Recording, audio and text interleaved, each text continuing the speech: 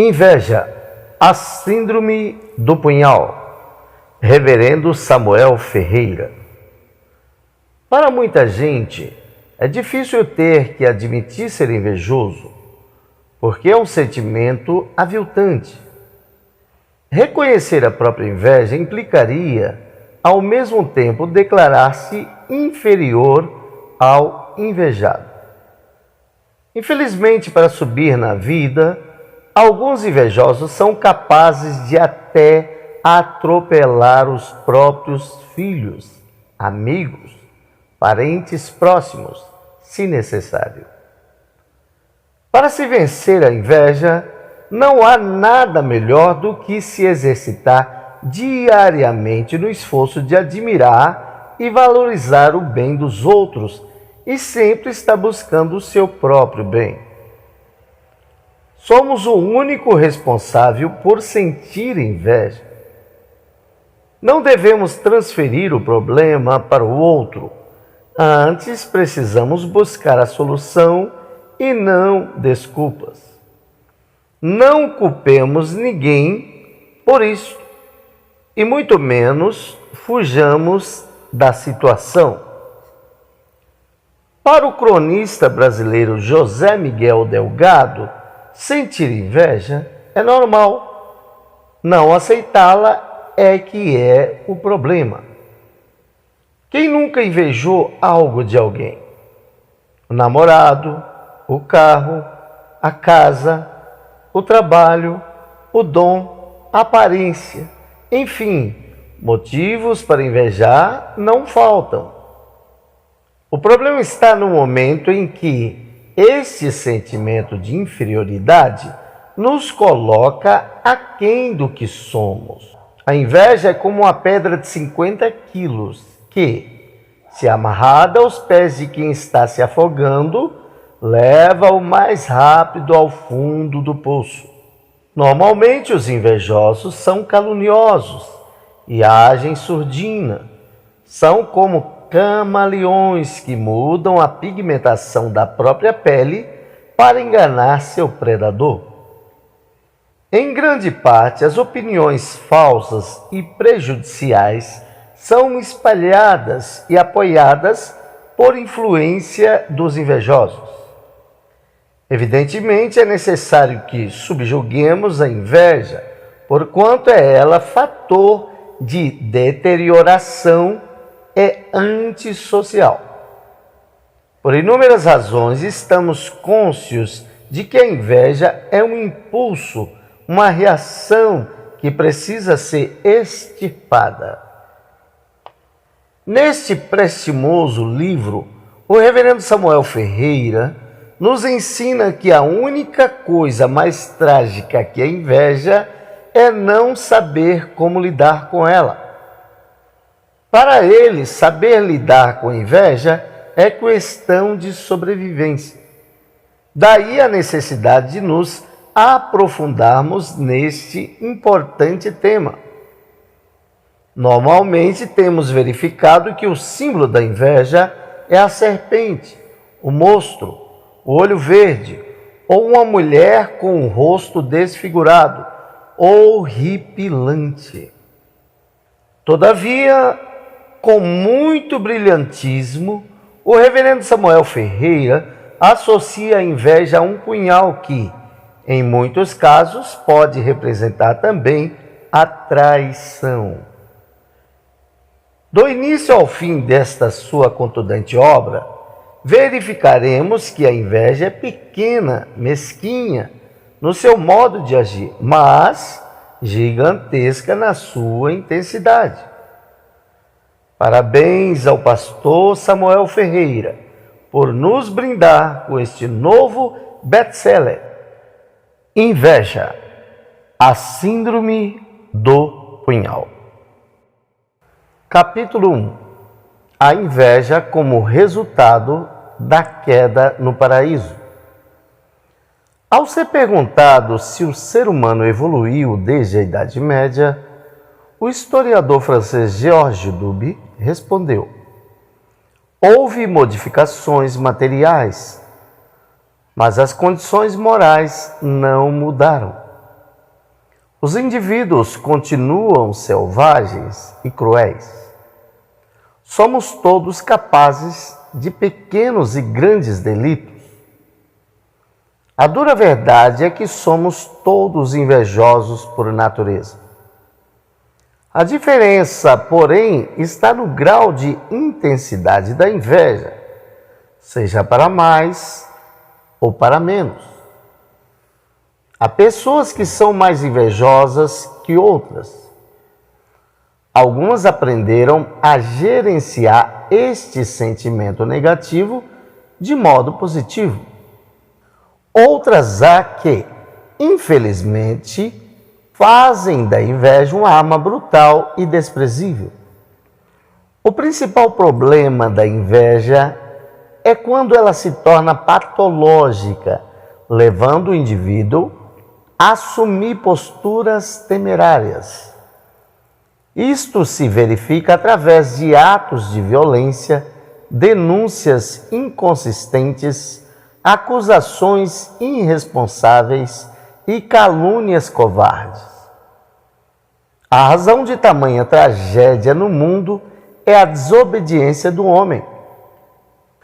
Ela provocou uma terrível ruptura no seu relacionamento com Deus. A distância entre criatura e Criador é enorme. Isaías 59, 2.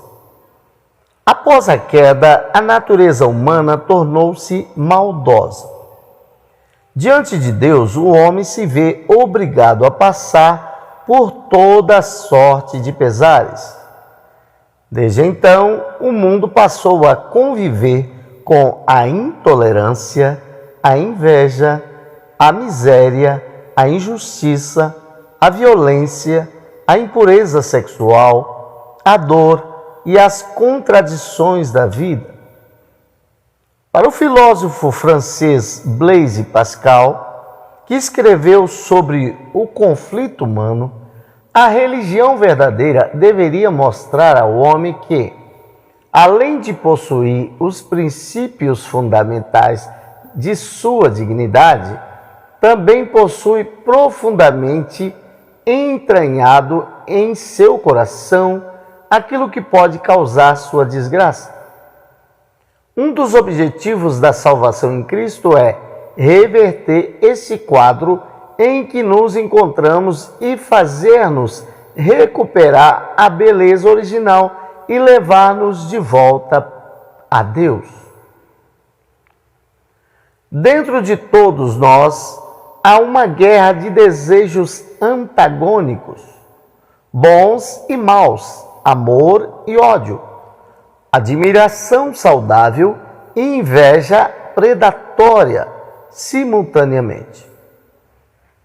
É preciso escolher entre o fruto do Espírito e as obras da carne, porque as obras da carne são manifestas, as quais são prostituição, impureza, lascívia, idolatria, feitiçarias, inimizades, porfias, emulações, iras, pelejas, dissensões, heresias, invejas, homicídios, bebedices, glutonarias e coisas semelhantes a estas, acerca das quais vos declaro, como já antes vos disse, que os que cometem tais coisas não herdarão o reino de Deus. Mas o fruto do Espírito é caridade, gozo, paz, longanimidade, benignidade, bondade, fé, mansidão, temperança. Contra essas coisas não há lei. Gálatas capítulo 5, 19 ao 23. O teólogo cartaginês Tertuliano explicava que, além do mal que sobrevém à alma, proveniente da intervenção do espírito mal, existe um mal antecedente, e em certo sentido natural, proveniente de sua origem corrupta. Tudo que o ser humano de fato não quer e de que não gosta provém da natureza que herdou de Adão. Romanos capítulo 5, 12. Nossa natureza representa nossa inclinação para o pecado, o que nos deixa doentes. Só com o auxílio do Espírito Santo é que o homem consegue dizer não aos pecados da carne. Romanos capítulo 8, 13. 2 Coríntios 9, 27. Capítulo 2. A comparação como mecanismo básico para a inveja. O psicólogo Antônio Roberto Soares destaca que a comparação é o mecanismo básico que move o ser humano para a inveja. Segundo ele, quando nós nos comparamos com os outros e nos sentimos inferiores a eles em algum aspecto, estamos com inveja. Não estamos dizendo que todas as vezes que nos comparamos sentimos inveja. Estamos afirmando que nunca poderá haver inveja sem que antes tenha havido uma comparação. Antônio Soares ainda lembra que todo o sistema escolar é baseado na comparação. Se acabássemos com a comparação, acabaríamos com a escola, pelo menos da maneira como ela existe hoje. Primeiro lugar, segundo lugar, último lugar, classes mais adiantadas, classes mais atrasadas, notas, avaliações. Ele também destaca que a força da comparação é tão presente em nossa vida que poderíamos chamá-la de sangue cultural. É como se estivesse dentro de nós, como o sangue que corre nas nossas veias. E quem não tiver consciência desse processo ao qual é submetido diariamente em todos os lugares, em todos os momentos, das mais variadas formas, dificilmente conseguirá trabalhar ou sair do seu sentimento de inveja. Provavelmente viverá em estados depressivos constantes, com frequentes sensações de potência e inferioridade, em momentos de insatisfação consigo mesmo e sem ao menos perceber e aceitar que existe o traço da inveja. Aliás, esse sentimento no caminho da saúde psicológica é o mais difícil de ser tratado, porque as pessoas não têm consciência da sua própria inveja, das suas mágoas, das suas frustrações em si mesmas. Em outras instituições, na igreja, nas empresas, nos clubes, sempre nos foram dados padrões de modelos a seguir.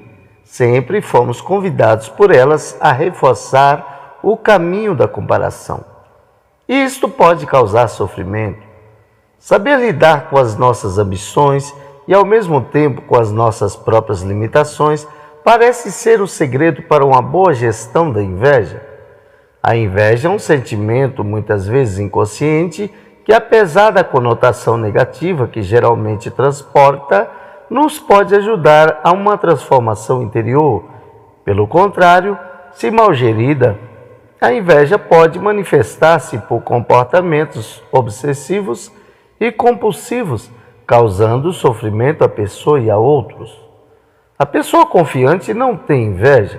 Consciente do seu valor, pode no máximo desejar mais, mas não ter inveja. Quando mal gerida interiormente, a inveja pode acabar em doença, causando sofrimento ao próprio e aos outros. No extremo, a inveja pode provocar comportamento de obtenção pela força. Pode ser uma ideia subrealizada, transformando-se depois numa obsessão, marcada por comportamentos compulsivos.